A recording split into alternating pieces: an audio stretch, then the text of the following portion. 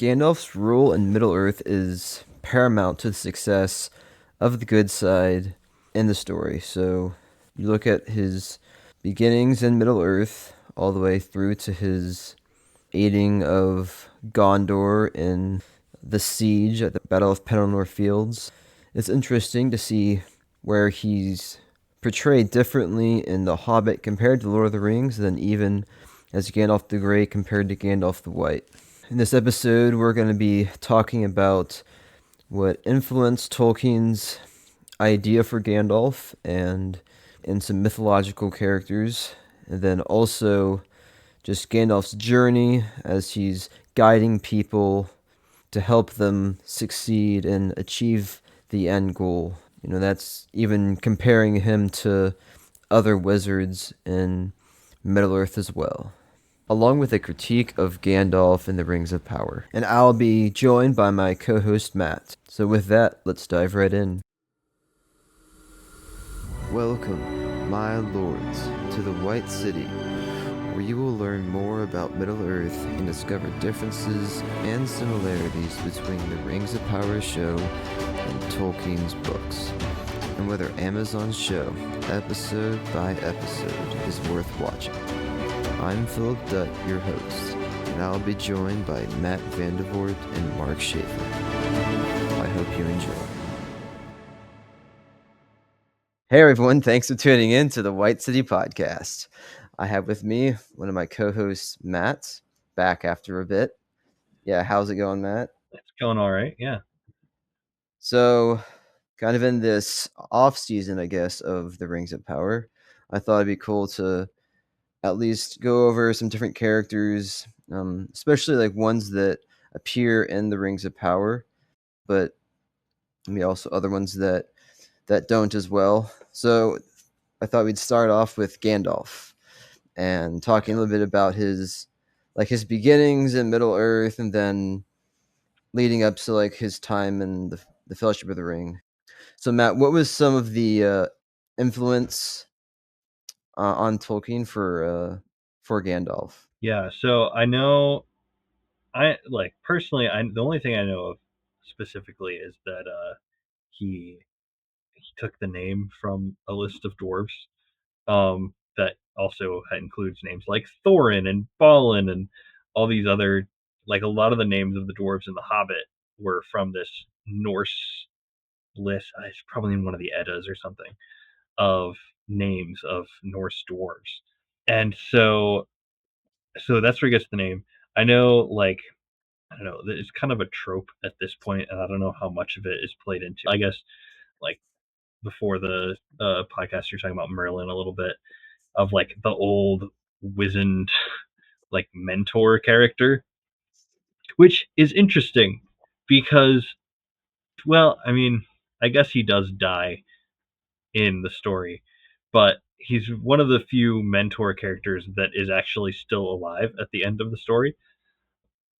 And so, yeah, I think like the wizard, the wise old man, kind of the Merlin character is definitely where you get a lot of this inspiration, where Tolkien would have gotten a lot of this inspiration for Gandalf.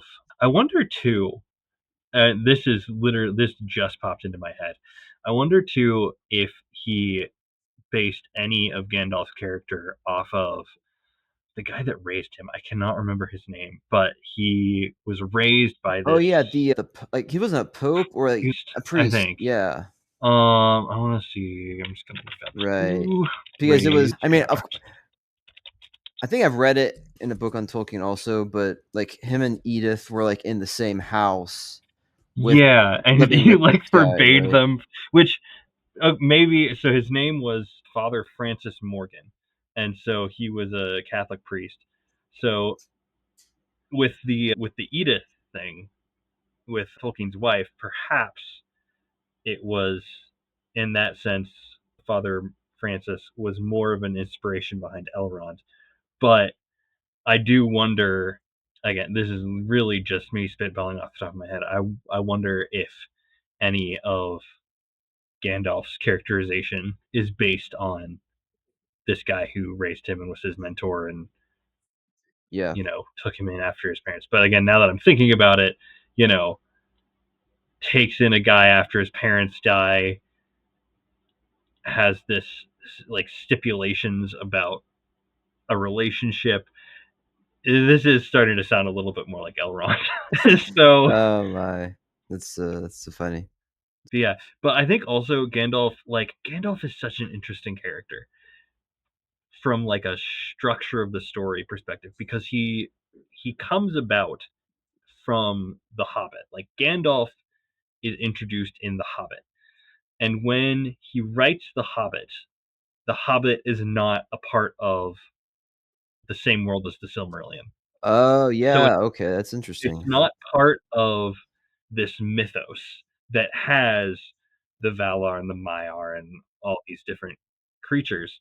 And and so at some point Tolkien goes, I'm going to take this wizard, which basically just means like old man. Like I cannot remember for the life of me, and I apologize to whoever whatever So article or actually, there's gonna be they're like they're like for like the name and what it means, like basically, I was just going to or like go the off the translation of inspiration it, of or no, like oh, so okay, the word wizard itself oh, okay, uh just it like it's a combination of whiz like wise and that ard ending is like the same ending in like drunkard or that's the only one that's coming to mind but like braggart I guess these are all negative things I don't know I can't think of a positive one other than wizard but it basically means somebody who does wisdom like it okay, originally it means just like wise old man so you have and obviously Tolkien is like at this point wizard does have this association with magic but so like yeah it's weird to think about because in the Hobbit Gandalf is just a wise old magic man just like how in the Hobbit the ring is just this convenient trinket that turns Bilbo invisible and doesn't really have anything more to it which so this is a total tangent I just reread Lord of the Rings and in the prologue it talks about how Bilbo went around telling people this one story about how he got the ring, but then eventually Gandalf got the real story out of him. And the original story that he's telling that Bilbo told everybody is what was in the pre Lord of the Rings version of The Hobbit.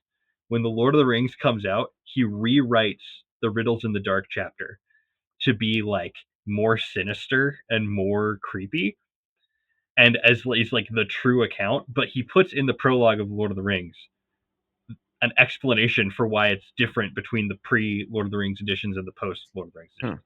Total tangent, but it kind of proves the point of like there are things in the Hobbit that then get changed when the Lord of the Rings come out, both in the story and narratively around the story. And Gandalf is one of those things where, he starts out as just a wise old man who's traveling with these dwarves. And then by the time he's in the Lord of the Rings, Tolkien has decided no, he's more than just a wise old man. Like Radagast is mentioned in The Hobbit as like one of Gandalf's kinsmen, which is like technically true, but like it's kind of more implied that they're like cousins or something, like literally descended from the same people, not oh, we're both members of this powerful ancient order and we're basically angels. And so I think it's really fascinating that Tolkien takes this character like he does with so many things in The Hobbit and then decides no, this is where he fits into this world while kind of maintaining his like slightly goofy attitude in The Hobbit when he's mostly because it's being told from a hobbit's perspective and to the hobbits he is just kind of this like goofy old magic man who does fireworks sometimes and then you find out like he's very analyzing kind of the perspective on Gandalf throughout the story is very much like an analyzation of how the hobbits see the world versus how the world actually is because the hobbits are just like, oh, you know, it's like nothing's that extraordinary and nothing's that out of the ordinary, and then you come to find out that like, oh, this guy that we thought was just some random old man is actually like one of the most powerful beings on the planet. Yeah, So yeah, that is an interesting distinction, kind of how Gandalf is portrayed in The Hobbit and The Lord of yeah, the and Rings. I think too, if you look at Gandalf's character, how he's portrayed in The Hobbit is kind of how he wants people, like how he prefers to be perceived. Like in The Hobbit and in the Shire chapters of The Lord of the Rings, like Gandalf, all the hobbits are like, oh, this meddling Gandalf, which is a really interesting perspective. It seems that everywhere Gandalf goes, the people that don't get him think he's just a meddler, which is really funny because like you Yeah, don't think of Gandalf as like a annoying trickster character, but like to a lot of people in Middle Earth, he kind of is.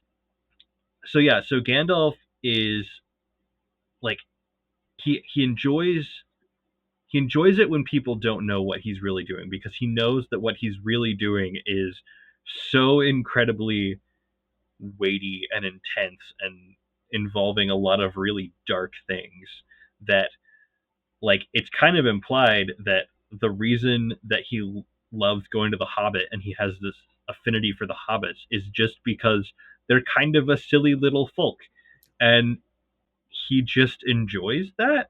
Like, compare it to Saruman taking an interest in the hobbits, and it's almost like it's very much written as like he's interested in them because, partially because Gandalf is interested in them and he can't really understand why Gandalf would be just kind of amused by something.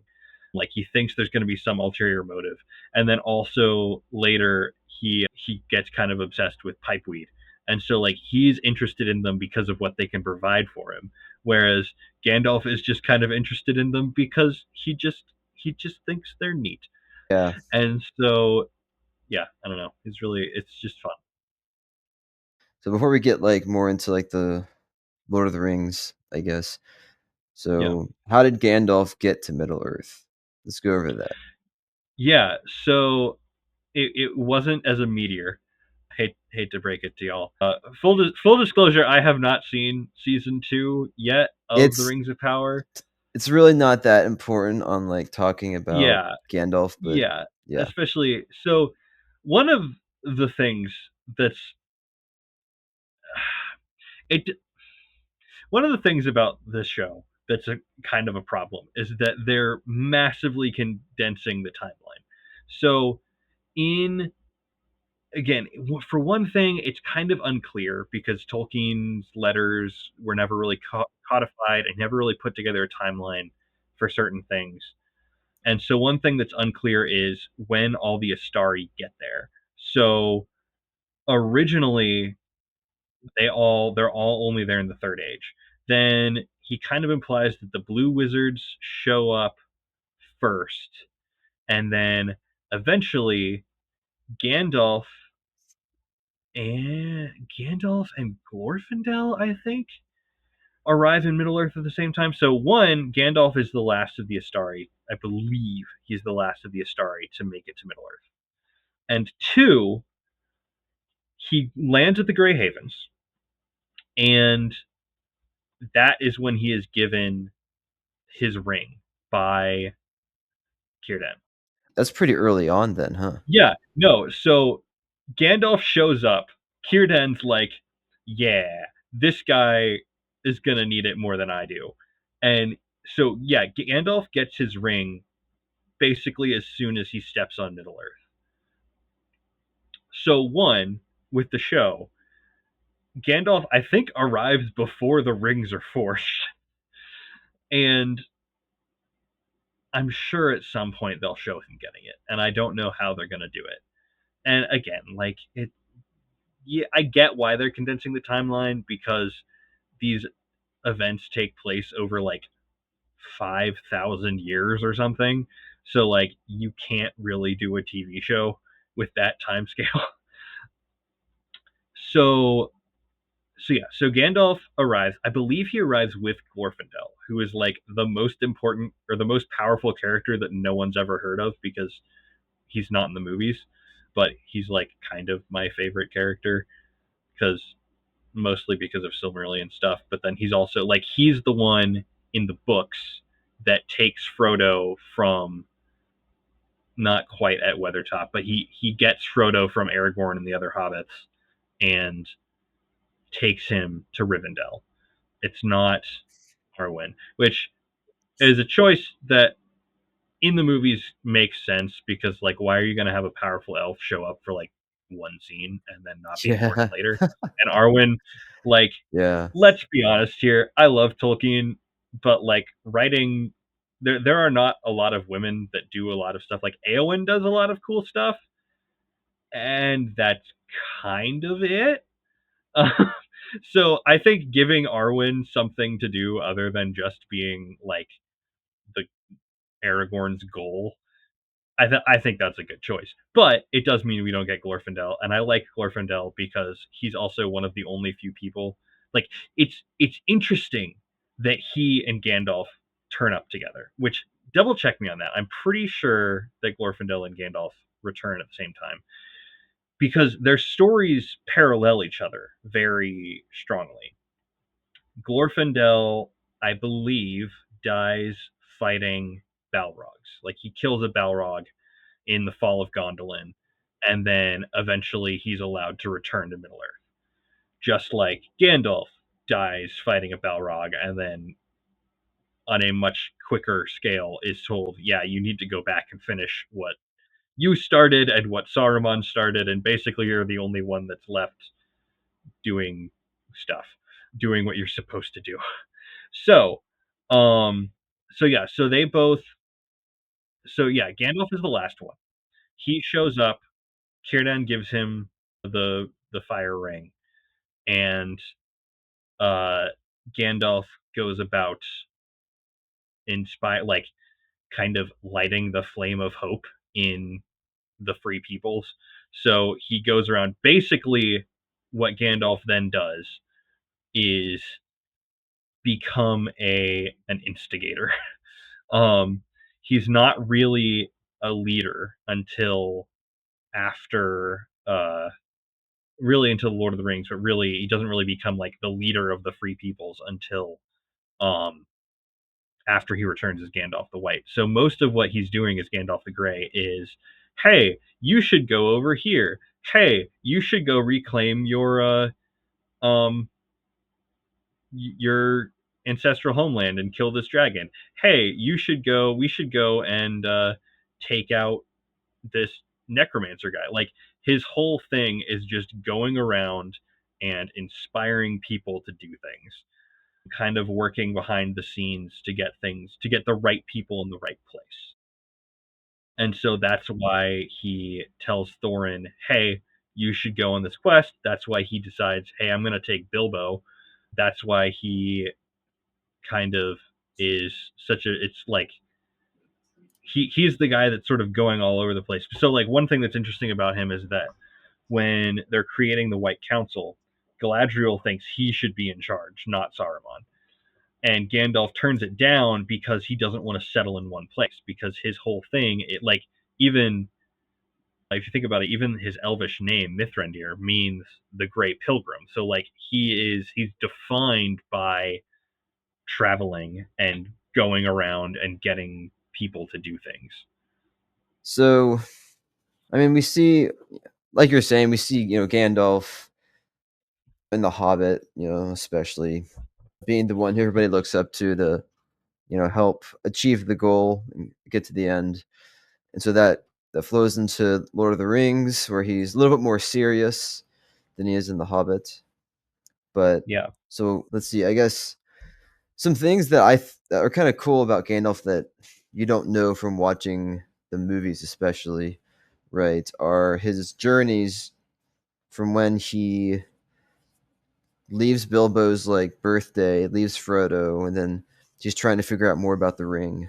Um, so Can you talk more on like Gandalf's travels about Middle Earth Yeah. during that time? So yeah, I think one thing to point out that again is not like if you've only watched the movies, you're not gonna realize is like Frodo's it's his 33rd birthday in the first chapter of Lord of the Rings. And then he does not the rest of the book takes place when he's I think 50. So there is a like basically my entire lifespan worth of time. Well, maybe not quite that much.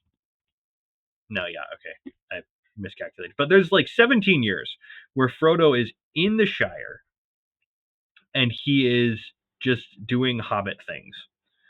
And meanwhile, Gandalf is doing other stuff, trying to figure out where this ring is, trying to track down. So first he goes to maybe not first, but he goes to Minas Tirith, and he's reading in like these he's reading these texts and scrolls and things that like basically Isildur writes when he takes the ring, and then nobody reads them until like I think I think it's like Gandalf is the next person to read them, and then Denethor reads them later. And so he goes and he reads these things and he's like, "Oh shoot, this ring is bad news." And then and he Why does other stuff. Yeah, yeah, why go didn't ahead. he pick up on that earlier, do you think? Like cuz it seems like he figures it out and he's just like, "Oh wow, this is the ring," you know? Yeah, well, okay. So, no. Then the next thing he needs to do is he's like, "Okay, I know that this is no, wait, okay. I might be wrong. I think the next thing he does is he tries to track down Gollum because Gollum leaves the Misty Mountains because he needs the ring. And so I where is my copy of what? Cuz I It know that was like at that point Gandalf no. m- Okay.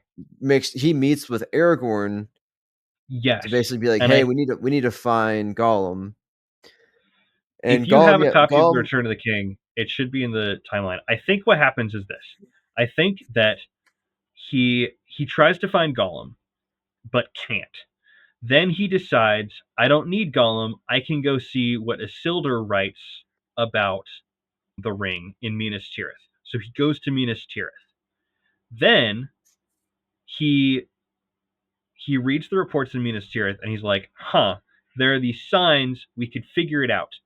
Then he as he's traveling back, Aragorn is still hunting for Gollum, and Aragorn finds Gollum and gets word to Gandalf, and then Gandalf goes and he pries the story out of Gollum.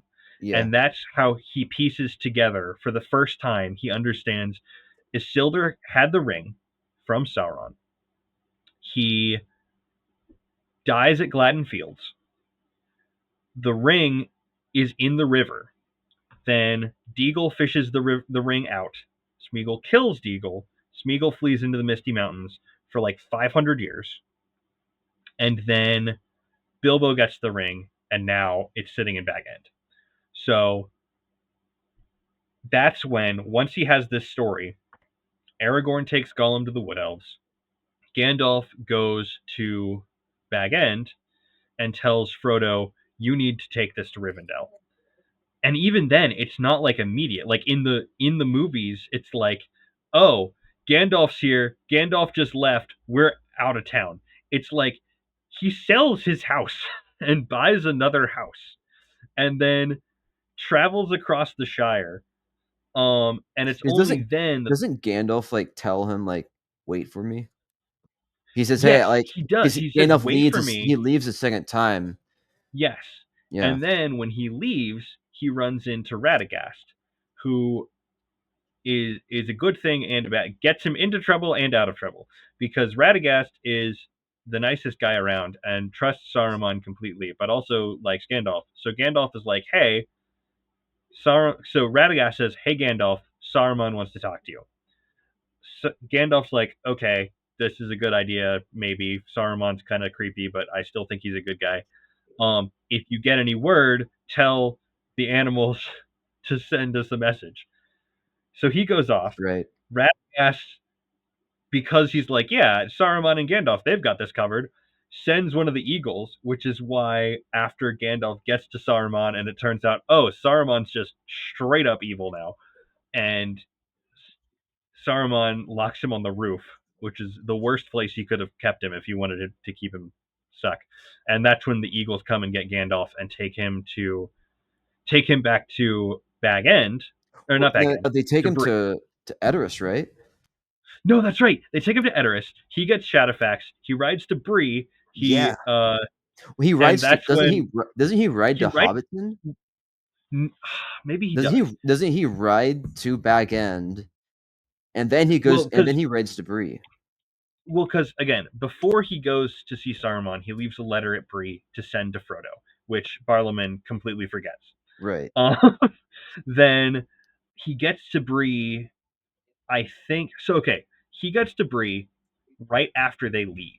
I think he Right. does go to Hobbiton, and then he goes because he goes to Hobbiton, talks to the Gaffer, then he goes to Right. Bree. Yep. Then um, he takes the main road while the Fellowship is in the wilderness. They see lights at Weathertop, which is Yes. um, Gandalf fighting some of the ring wraiths. Dude, that's like They that right there was like when I read that through now, like it's been a while since I had read it yeah or listened to it, and I was like, wow, this is like one of the most epic scenes that like was given yeah like no it's n- just n- like when Gandalf talks about it later, he's like, I was just like in a fiery fury as I was, yeah. fending them off. It was So like it was crazy. they see the lights on Weathertop. They get to Weathertop, and then Gandalf is in Rivendell before they get there. And Right. so See, and that's then yeah. Sorry. Yeah. Keep I was going. gonna say, and then obviously they're in Rivendell until they all leave on Christmas Day. In fact, although there's no Christmas because obviously there this isn't like this is before Jesus happens. So Now the thing is also, too, what's they do have interesting is Yule that though. Anyways, sorry. whenever whenever like Aragorn and the hobbits get to Weathertop, that's where they find like the G. Yes, yes, yes, And yes. They when you get to that point first before like figuring out things from like Gandalf, like you think, "Oh, this is maybe when Gandalf was like leaving Frodo or something." But like no, this is yeah. Gandalf like past them. He passed them already. It's like Shadow this thing about Shadowfax, how fast Shadowfax can just Yeah, because can go, you Shadowfax. I know? mean, Shadowfax is like a semi-divine horse. But Yeah. see, I do want to make a minor point. Like one of the things I love about like the first half of the Fellowship of the Ring, and a lot of what happens in the early Fellowship of the Ring is like this is like it all takes place in these ruined kingdoms that you can read like the history he wrote for them, and it's super intense. But it's like what would happen what's gonna happen to Gondor if it falls, because you've got all these different places that are like, oh, this is the tombs of these kings, and this used to be a massive watchtower that everyone was fighting over, and it's just like mentioned in passing. Yeah. So it's um yeah, no, Weathertop is really fun. Anyways, and then they all meet up in Rivendell, and then he goes with them to he goes with them on the quest. But it's really interesting because again, like before this, he's like setting up dominoes to fall is basically his whole deal. He, he tries to get this letter to Frodo, even though he kind of knows that it won't happen because Barlaman is very forgetful. He he tells Aragorn to meet them there. He's sending them all these different ways. He's giving people information, but he's not there actively leading them until the Fellowship itself actually sets out. And so, yeah, I like one of the things that people talk about is like, okay, what are all the different wizards there for? You know, there's some people I kind of like to believe this because I like Radagast, but like I'm kind of partial to the theory that Radagast succeeded and was actually there to protect like the animals in the woodlands and stuff. But I'm partial to that theory. I don't know if I actually think it's true because I feel like it does fit better with Gandalf's story if he's the only one to succeed. And I think that it would be a very Tolkien-esque thing to be like, you can fail but not be like evil. Like there's a difference between like failing and like being corrupted in something. Like I don't know, not Gandalf. Tolkien has a very interesting relationship with like failure of a task because like one of the things is like, does Frodo fail? Well, there's a really great letter that Tolkien wrote where he basically says like, I don't think Frodo failed because no one in Middle Earth would be able to resist the ring there at the crack of doom. No one's going to be able to not claim the ring. You may have read it. I can't. I It's like letter 11 or something in some sequence where he talks about he goes into like all these different questions of like, what if Gollum hadn't been there? What if he talks about what if Gandalf gets the ring? Um, and Wow. it's like basically he he becomes like the ultimate like lawful evil where like he implements a dictatorship because he talks about who on Middle Earth could take the ring and successfully wrest it away from Sauron. And he basically comes to the conclusion that it's like definitely Gandalf, maybe Elrond, maybe Galadriel.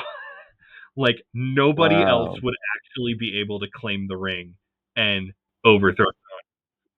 And like and do like and do things for good, like out of good Well, still? not even like like he thinks that with Gandalf, what would happen is essentially Gandalf would take the ring and then like slowly become a tyrant because like he would never be doing anything unlawful, but it would be like such oppressive, like strict law following that it would be even worse than Sauron. And uh but like he when I mean like that could successfully take the ring, I mean people that could take the ring and truly wrest it away, like Sauron would not get it back and would be screwed. Oh, okay. Because he basically says anybody else that takes the ring would eventually be enslaved by Sauron's will and the ring would make its way back to Sauron. Like Interesting. Aragorn can't take the ring. Aragorn would eventually become a puppet of Sauron. Yeah, he basically says Gandalf definitely, Galadriel probably, Elrond maybe. Yeah, I think he's just like, if Galadriel can take it, Elrond can take it, and like maybe Círdan. No one could take the ring, and in the end, it be good. Like anybody who takes, like when Galadriel is talking and she says in exchange of Dark Lord, you'd have a queen. Like that's basically what Tolkien thinks would happen to anybody that could actually take the ring. They would become that like terrible, like just like Gandalf would be just, but like in the worst way possible, where like everyone gets what they deserve. um, and so Interesting. um, yeah, so it is cool because there are actually characters, and this is part of the reason why you don't like Gandalf is so terrified of taking the ring because he knows like I could take this and curb stomp Sauron and then everything would be like Uh, and at first it would be great and I would always think it's great but it would actually be terrible and it's the same thing that Galadriel says where she's just like everyone would love me in despair because it's like she would objectively be like better than like at first better than Sauron, but in a way that eventually becomes just horrifying. And so, yeah. So what's the uniqueness of Gandalf becoming Gandalf the White? And and and like What's the significance? because yeah, what's the significance? So I guess so that was I've been listening to the Two Towers, and Yeah, Gandalf Gandalf like comes like he basically wakes up on top of the mountain again. yeah, Is that right?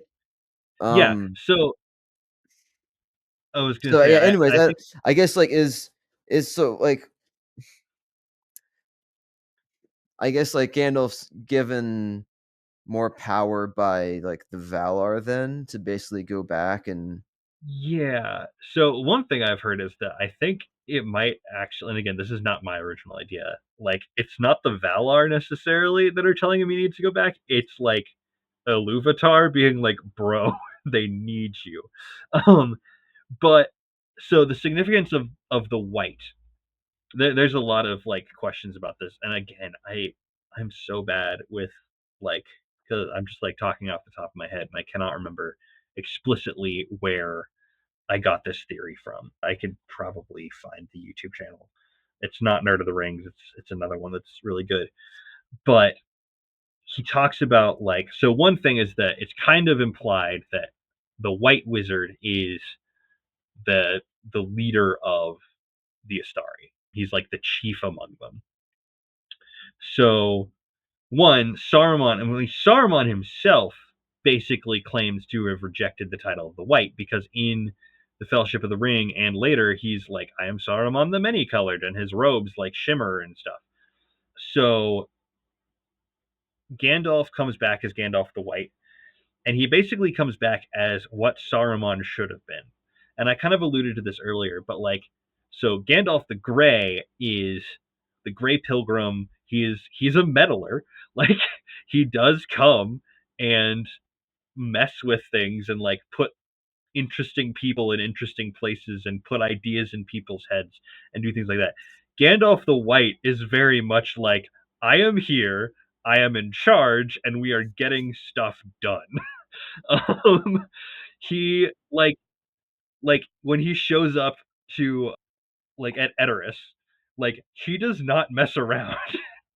He waltzes up to Theoden, kicks Saruman out of his like in the movies he kicks Saruman out of his mind, but like in the books he basically slaps Theoden and tells him like you're being poisoned in your mind. Like stop listening to Wormtongue. He's an idiot. You should kill him, but you're gonna let him go because I know you're a good person.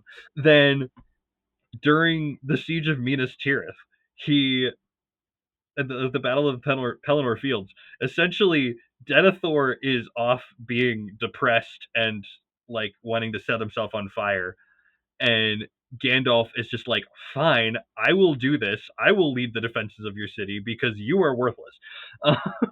And there's another um, thing just real yeah, quick to kind of chime in.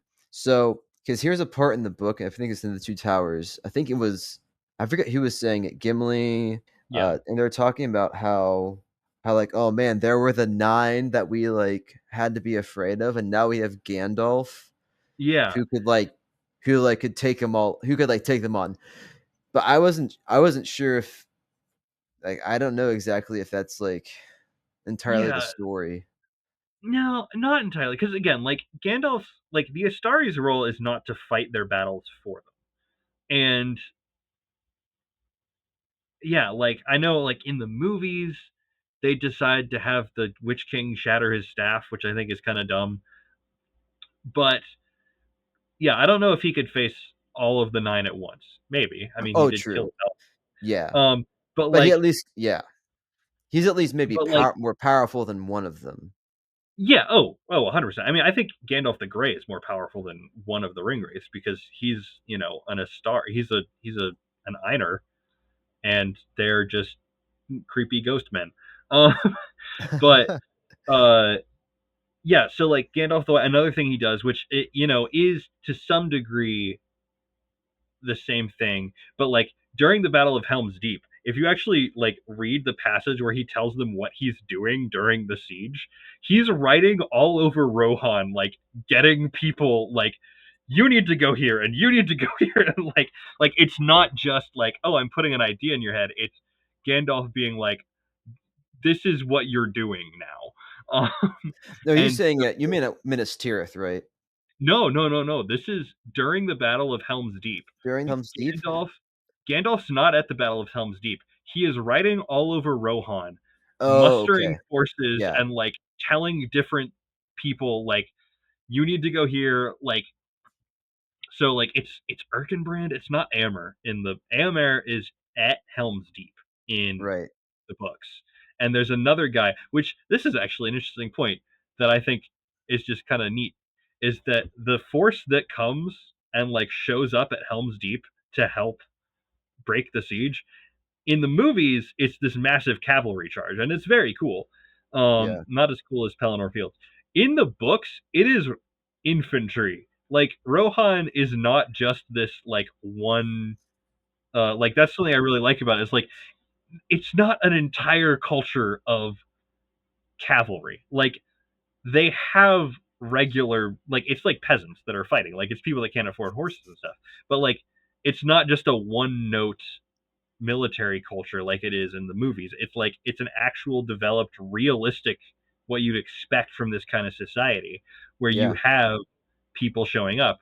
Anyways, but like so he gets them there, which you know he does in the movies as well. But like he's also going all over the place saying like you need to go reinforce this place and all this stuff. He does all this stuff. And like he even goes to Isengard at one point and meets Merry and Pippin and then and like does something else and talks to Treebeard and then leaves. Like he is just zipping all over that like Western Rohan doing stuff. Um yeah. With the and help, it's so helpful that Shadowfax is also, carrying him this along is the true. way. He does have Yeah. Shadowfax, who is, you know, the king of horses. Saw I saw a meme the other day that's like Gandalf is friends with the king of horses and the king of the birds and the king he makes Aragorn the king of the men and people are like, Yeah, "Ah, you are the king of the hobbits." Maybe Gandalf's job is just making kings. that's great. Yeah, But that's actually a really um good point. Gandalf's yeah, connections throughout Middle Earth, and yeah. And he's so just yeah, he it's he like really is everywhere, it seems. if you want to take like a sort of predestination-y sort of look at it, you could almost say that like Gandalf the Grey is there to make the connections so that Gandalf the White can show up and like pull everybody together. I don't know if that is I mean, obviously that's kind of what happens in the books, but I don't know if that was like Tolkien Yeah, making a statement or not. But yeah, so like Gandalf the White Wizard is supposed to be like the one in charge and the one who's like leading like he's not fighting the battle but he's leading the forces of the battle. And so yeah, and so he's doing what Saruman was supposed to do, which is be the one at the fore kind of doing things. yeah, And so there's a definite difference between Gandalf the Grey and Gandalf the White, and I think it's and then of course he like comes in and kicks Saruman out of all the things, and he does the stuff, and like everybody's just like, yeah, we're gonna follow Gandalf because Gandalf is right, um, right. Yeah, and so yeah, it's yeah, like that's something that like Gandalf, not that Gandalf the Grey wasn't like someone taking action, but like Gandalf the White, there's definitely more of a like even if you think about it, like all the way through when he's leading the Fellowship in the second in like those few chapters in Fellowship of the Ring, there's a lot of Gandalf being uncertain about things. There's a lot of Gandalf being like, which passage do I take through Moria? Do we even go through Moria? Do we do this? He's like talking to Aragorn, and Boromir's trying to give advice, and they're kind of ignoring him. And like, there's yeah, all this there's there's there's a lot less certainty with Gandalf the Grey. And then when Gandalf the White shows up, he's like, "Nope, I know what I'm doing. I know what I need to do. We're going to get this done. I don't care if I have to, you know, order a guard to go kill a bunch of his fellow guards to save Faramir. We're going to save Faramir and we're going to, you know, hold the gates and do all these things." And it's just I think that's kind of the purpose of the White Wizard, is to be the guy that gets stuff done. Yeah. So do you think, and maybe this is other places, but do you think like Gandalf knew what he was like coming to when he was going to face the Balrog? Like, do I think that Gandalf knew that he was gonna die? Yeah. I don't know. That's a really good question. I think Gandalf is terrified because this is like the first time he's really faced another creature on his level. And also, you have to keep in mind, not only is this another creature on his level, this is a Maiar who is not bound by an oath to not use its full power. So, like, I think if Gandalf just went full Maiar, I think the Balrog would be screwed.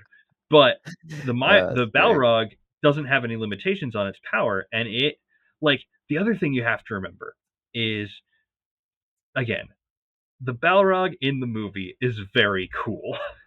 Like, it's a big monster, and it's terrifying, and it's scary, and it's a very good movie scene. But I don't think it's a particularly faithful representation of what a Balrog is.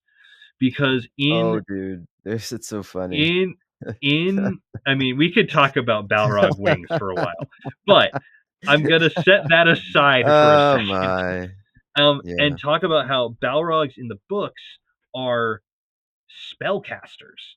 Like like Gandalf at one point, he's trying to seal a door and he says he feels a really strong counterspell. And like the Balrog is really like the dark reflection of Gandalf specifically, like thematically for the Fellowship of the Ring, I think. Tolkien did this on purpose because Gandalf has the fire ring and he talks about like the secret fire, which is basically like the spark of life. That's really oversimplifying it, but I'm just gonna leave it at that. Okay. Meanwhile, like basically Gandalf is serving like the white flame and the Balrog is serving like the dark flame, the red flame.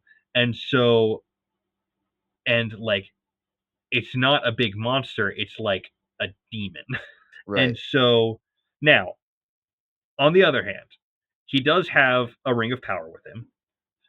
So I think he's got that. He does have one of the few items in Middle Earth that have already fought and I think explicitly killed Balrogs, because Gandalf's sword is Glamdring, which was the sword of Turgon, who was the king of Gondolin.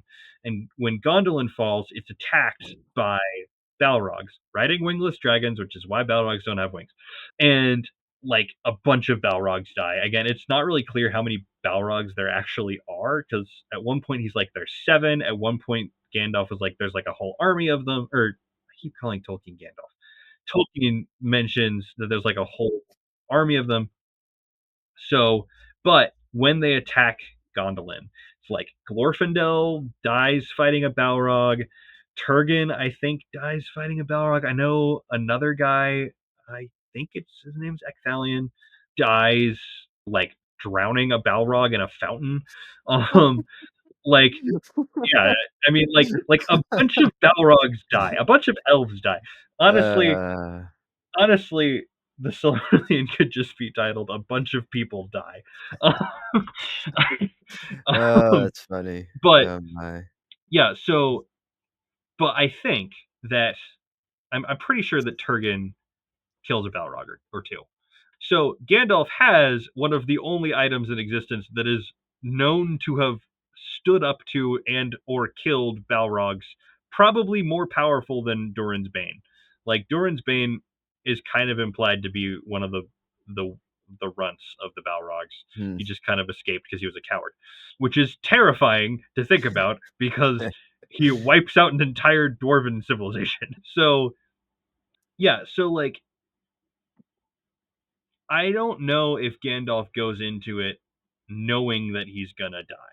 I think Gandalf goes into it willing to die because, you know, they are on this mission to destroy the ring, and he's like, this is the time that I'm gonna have to make the ultimate sacrifice. I also think that I don't think that Gandalf mentions that, or I keep calling him Gandalf.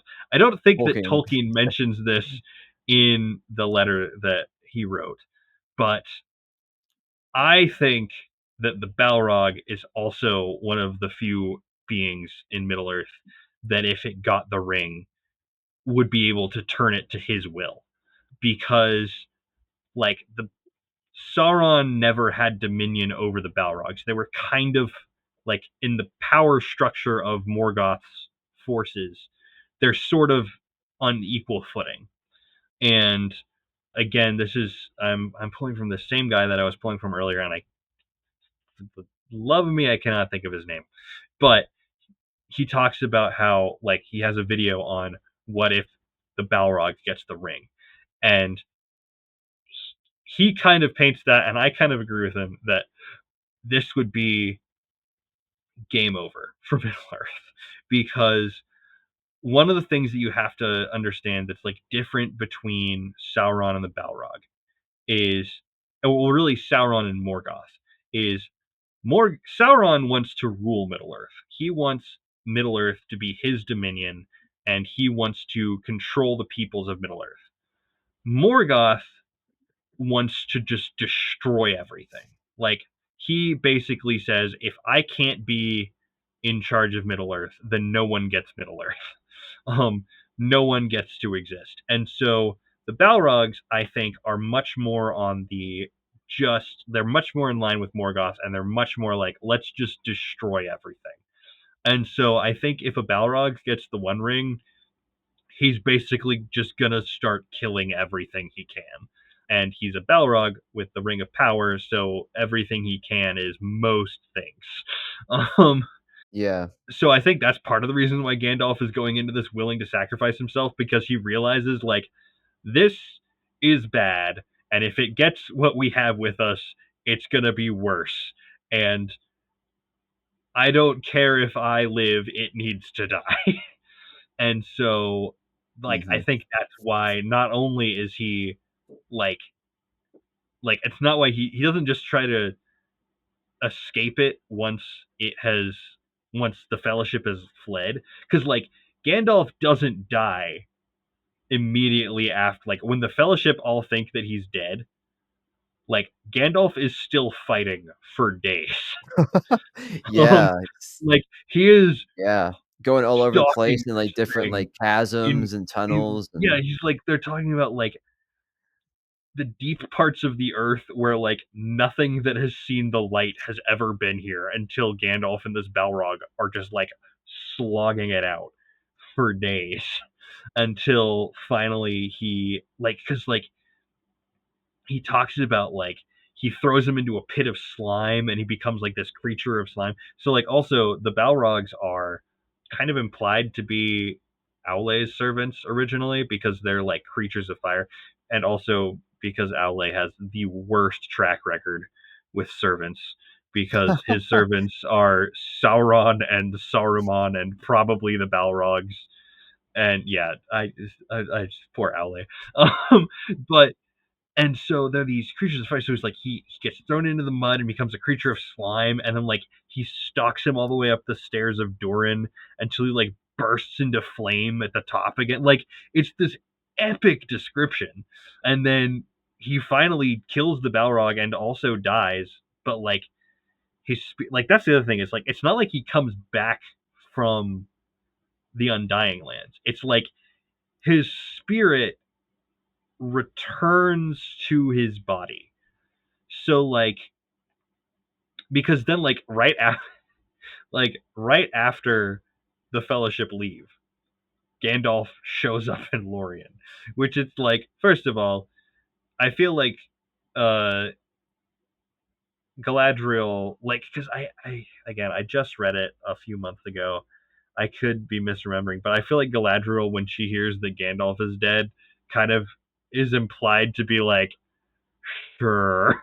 like like she kind of has this inkling of like, yeah, maybe he uh, died, but he's not gone.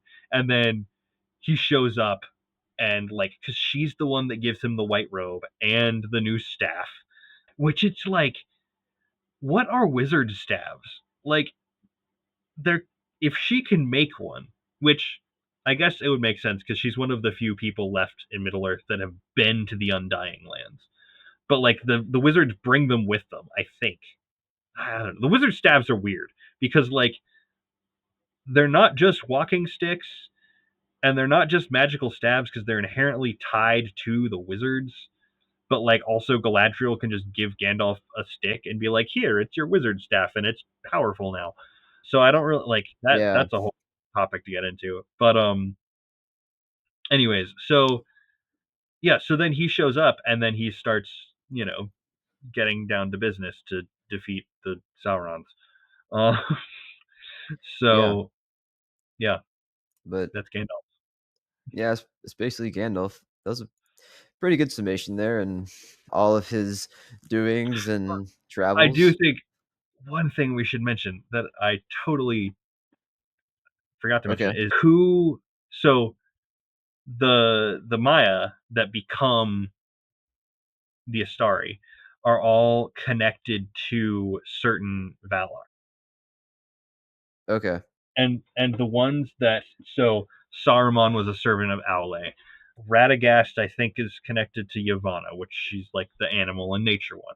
The other two, I don't actually know if the other two have the Blue Wizards, like the blue wizards. I don't know if they have a specific connection, but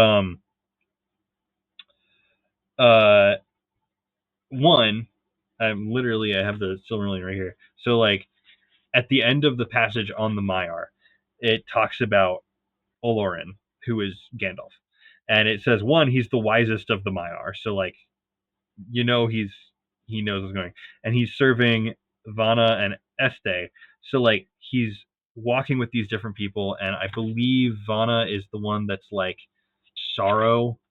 No, Este is the one who is like she's described as she dwells alone. She is acquainted with grief and mourns for every wound that Arda has suffered in the martyrdom of Melkor.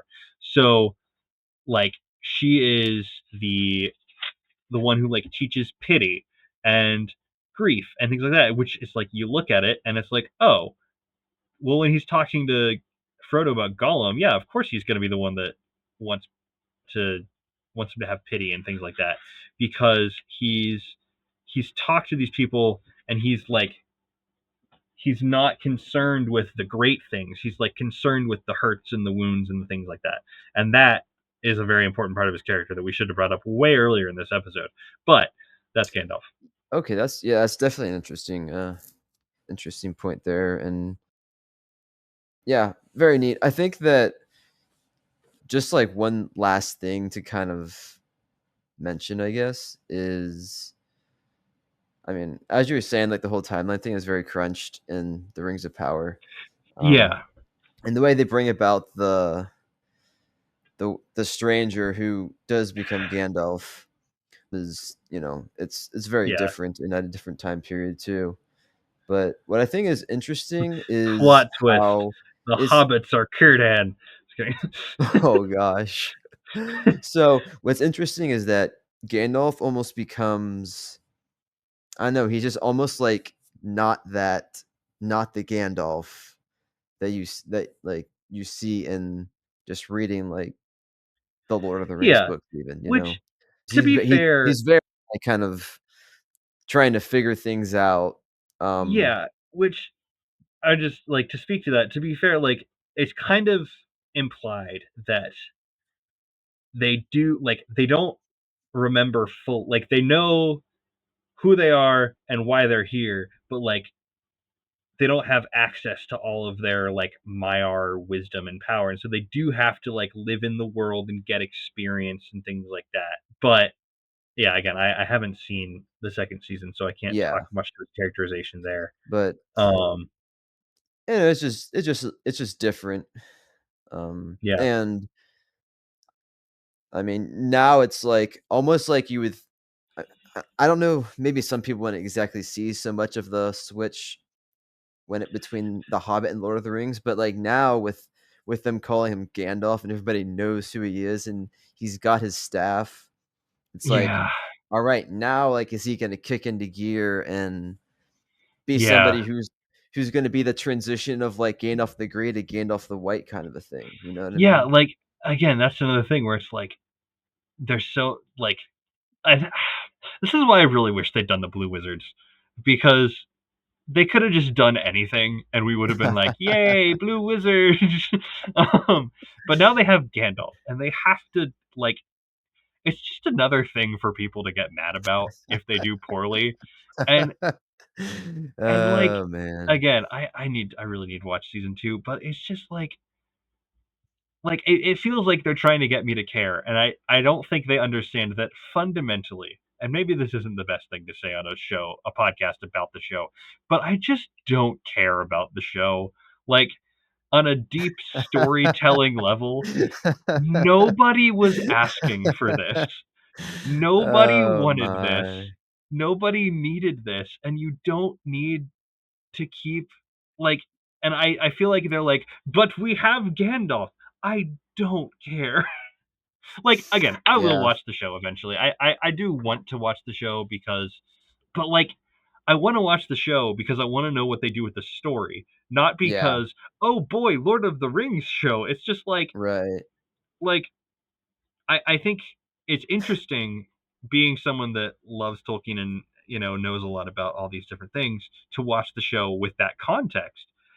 But it's still like I don't think I honestly think I would enjoy the plot points of the show so much more if it was just if they like even if it was blatantly they're trying to make a Lord of the Rings story, but they filed the serial numbers off and made it just a generic fantasy show. I feel like I would care so much more about what was going on. Partially because we all know how this is gonna end. Like like they're making a show about Tolkien's filler material that he did to get from the first cool story to the other cool story. Which again, I'm not saying that what happens in the second and third ages isn't cool. It is very cool because like world building is neat and it's the Lord of the Rings. It's like the fantasy genre or not the fantasy story. But like to a certain extent, it's all just how did we go from well, the Silmarillion just finished and everything's kind of we're all kind of on our own to oh, Sauron's here and like we need to finish what we started with the Silmarillion. And all this stuff because it's like we all know that like they're gonna fight Sauron at the end. Like we all know it's gonna end with the battle of the Last Alliance. We all know that. Did they destroy Numenor in this season, or is it still Not floating out yet. there? Nope. Okay, Still we all floating. know that they're gonna destroy Numenor. We all know that they teased Balrog, so we all know that we're gonna see Khazad-dûm get wrecked. Like it's just and like Galadriel, she can't die, and she's not gonna turn evil. Like again, I know a little bit about what happens in the show. It's like you can play up this love story as much as you want. We all know which to be fair, again, like I think if this was anything other than Lord of the Rings, I think it would be like, okay, this is actually an interesting angle to take. Like, you've got Galadriel, and she kind of has a thing for Sauron, but like, it's the like, well, I don't know. Actually, I was gonna say it'd be weird for an elf and a Maiar to get together, but also Galadriel studied under Melian, who was a Maiar who was banging an elf. So, maybe it's Oh not weird. gosh. Oh my gosh. Okay, if they want to go completely rogue, I would. Okay, this might ruin all my Lord of the Rings cred, Oh but if they god. decide to just go completely off book, I would totally be on board for Galadriel and Sauron making an evil Luthien counterpart. Just oh my gosh, they should totally do that. Just be like, screw it. This is an alternate timeline, and we're doing whatever we want. Yeah. That would be that would be insane, and I would be so here for. Because at least then I would care. At least then I'd be like, "Ooh, what are they gonna do next?" But yeah, I don't know. I like, but they're not gonna do that, and so it's just like we all know that Galadriel's gonna be good at the end of it. We all know that Elrond's gonna survive. We all know that Celebrimbor's gonna die. We all know that Sauron's going to make Moria and things are going to be bad, and then he's going to get his butt kicked, and then he's going to lose, except he's going to win. Like, we all know Yeah. where this is going. Like, the only interesting plot point that they can kind of do what they want with is the hobbits. But even that is like, it's Gandalf.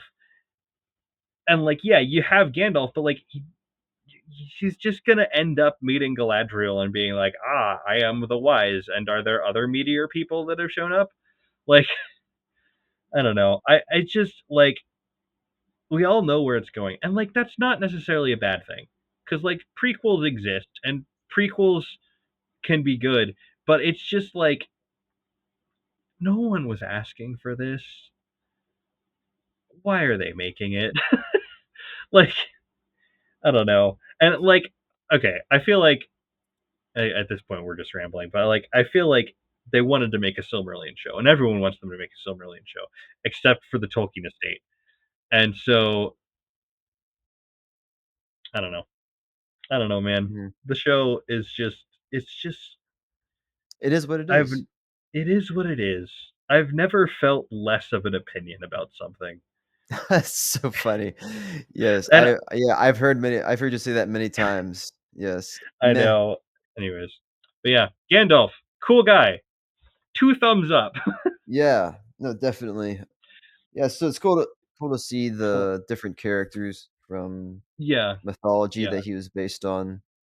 I Yeah, think yeah, yeah. primarily just, like, figuring out about, like, Merlin, who is from King Arthur, and then apparently also Odin, the Norse god, Yeah, but like I haven't heard specific Odin references with Gandalf, but based on what we were saying earlier, like it makes so much sense because Odin is not like everyone's like, ah, yes, Odin, king of the Norse gods. He's just a the Viking Zeus, and it's like no, like he's honestly a trickster god. Like he is just going around tricking people into giving him knowledge, and that's like his whole shtick.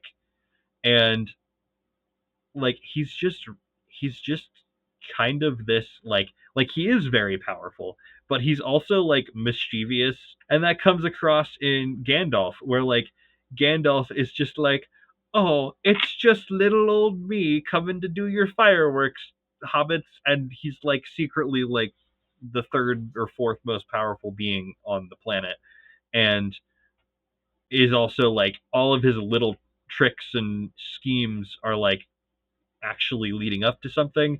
And like yeah, I don't know, I can definitely see the Odin stuff. It is weird how much stuff in our culture actually goes back to being Odin. Like some of the characterization of Santa Claus is probably Odin, and there's even like I don't know if you've ever heard of the concept of the wild hunt, but that's like tied up with like Odin stuff. It's like he keeps showing up, man. it's it's weird. well, thanks everybody for tuning in, and we'll catch you for our next episode on the Rings of Power. So, yep, we'll see you then. Thanks for visiting the White City. Before you leave, please subscribe to our podcast and check us out at thewhitecitypodcast.com. We're on YouTube or Facebook under the tag @the White City Podcast.